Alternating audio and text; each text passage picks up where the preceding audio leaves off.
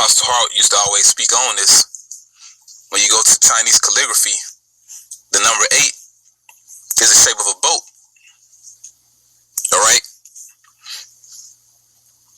And it reminds you of what? The ark that was built during the time of Noah. Okay? And the fact that 8 people were saved. You know?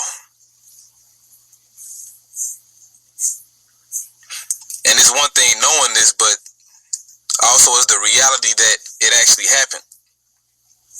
And you have the different nations on earth. Okay? With 17 nations out of the nation Israel, all these nations have a story of the flood. Okay? When you look into it, they all have their version of the flood because it actually happened.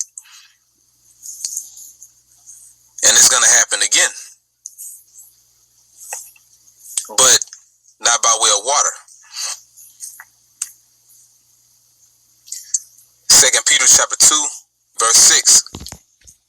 Salaki verse 5. And spare not the old world, but save Noah, the 8th person, a preacher or prophet of righteousness, bringing in the flood upon the world of the ungodly. And we know that he was warning the people for over 100 years. Okay? When you go into the account, it says 120. Basically, the Lord gave the earth 120 years to repent before the flood will come. All right?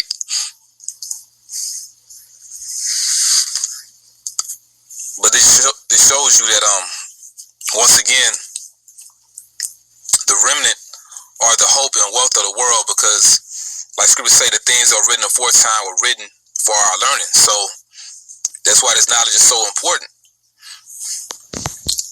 Because instead of water, now it's going to be fire. All right?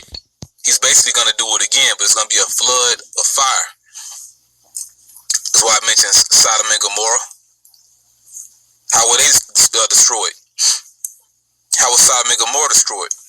By way of fire. All right? 2 Peter chapter 2, verse 6, and turn the cities of Sodom and Gomorrah into ashes, condemn them with an overthrow, making them an ensample unto those that after shall live ungodly.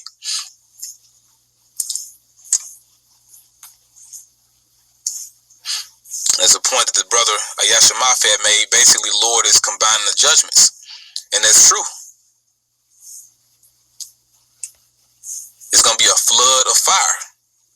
All right, you had the flood during the time of Noah, and you had fire come down from heaven during the time of Sodom and Gomorrah.